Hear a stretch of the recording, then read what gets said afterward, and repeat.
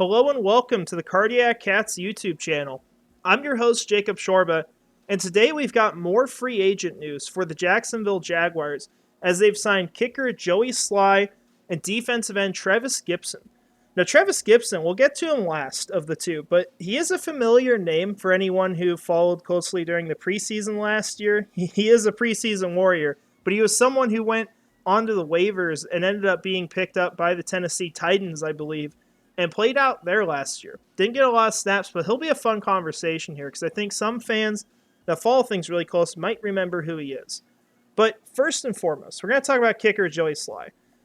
So the things I know so far about Joey Sly, you usually think about the power behind a kick and you think about the accuracy. That's probably the two ways that you would define a kicker. You can also go into things like, is he clutch? Can he step up in the moment? Does he have the yips? I feel like that stuff tends to be very random in the NFL unless you're talking about maybe Justin Tucker, who is like the one exception. But Joey Sly, when we're talking about him, he's a powerful kicker. He's got a leg on him. He can boot it far. And we know that's something that Jacksonville's been looking for and why they moved on from Riley Patterson last year and went for Brandon McManus. And they actually, funny enough, have Riley Patterson on the roster right now. They brought him back in to compete in case they need a backup plan, in case other kickers struggle. The problem with Patterson has always been his ability to kick it far. He's always been accurate. He's been able to step up in the big moments, but that's always been the issue, and that very much limits you. But as far as Joey Sly, he's got a powerful leg. He's a young kicker as well, turning 28 here in April, it looks like. So he's got a lot of time ahead of him. If he can be productive during that time and keep his NFL career going. We've seen kickers go well into the 40s, and so I like to see them invest in a younger player.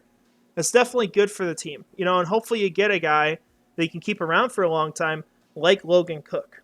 Now, I don't know if that'll be the case with Joey Sly. I've heard some things about struggles in like clutch moments for him. I've heard that from Panthers fans, and so that's a bit of a concern. I've heard his accuracy is a little iffy at times, but he's got a powerful leg. And so that's going to be important for kickoffs. It's going to be important for how far you need to get down the field to score. That's all a big deal. But obviously, it's going to matter that you make the actual kicks. And so we'll see what ends up being the case with him. Only time will tell. I mean, this is a position, I'm just going to be straight with you guys. It is incredibly hard to project. Like, there's no scouting for kickers in the draft unless you have tons of knowledge just on that subject that most people don't. That's why you don't see kicker rankings on YouTube anywhere, because it just tends to be very random. So Joey Sly, he has the upside to be a good kicker, but he's obviously got to be consistent and he's got to make his kicks. So he'll come in, he'll compete. I expect him to probably be the starter based off of the fact that his last contract, he earned about $2.5 million. I think he'll earn a little bit less than that. But when you're paying someone over veteran minimum to come in for a kicking competition, it's basically their job already, realistically. And it wouldn't even shock me if the Jaguars just straight up released Riley Patterson, in a few days. I don't think that'll happen, but it's possible, because I think when you pay someone more than veteran minimum, like I said, that kind of indicates they're your guy. So we'll see what happens here. But this is your new kicker for the Jacksonville Jaguars for now. He is the top kicker on this roster at this moment. We'll see how long it lasts. Hopefully it lasts for a long time. It's just so hard to project. So that's really all I can give you on Joey Sly. So our next guy. This is a fun one. Trevis Gipson. So I'm hoping I'm not getting him mixed up with anyone, but I specifically remember his name because last preseason, he was dominating. He played incredible. But he ended up not making the roster for Chicago. And so he ended up going to Tennessee, played for them this year, did not play a ton of snaps. But what is so intriguing about him, he's got incredible size from everything I've looked up. Really good metrics there. But look at some of these grades. So this is regular season, right? You go back to 2021. Actually performed really well. And he played 500 snaps. PFF gave him an 87 grade. That's close to what Josh Allen gets, okay? And I'm not telling you he's Josh Allen. I want to say that really quick before everyone goes into the comments. He's not Josh Allen, but there's something there, and so this is a really intriguing guy to bring in that might be like a really good rotational rusher. I think he's definitely an upgrade over Caleb Von Chason, but you see the ability for him to just play really well at times. Like, obviously, it's not been good enough to get onto the field for more than, the amount of snaps we see here. Maybe he's got injury issues too. That could be a problem.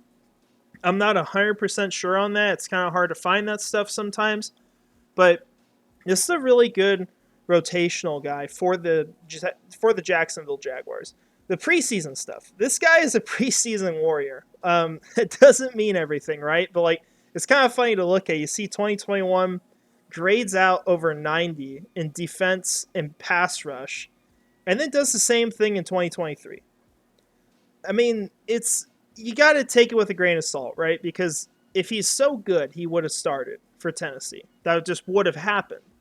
But I think he can come into Jacksonville, get into a really good pass rush room, and be a rotational guy, whether it's a 3 or a 4, behind Josh Allen, maybe Trayvon Walker. I think right now, Trayvon Walker definitely has to play some outside linebacker because you don't have that extra guy.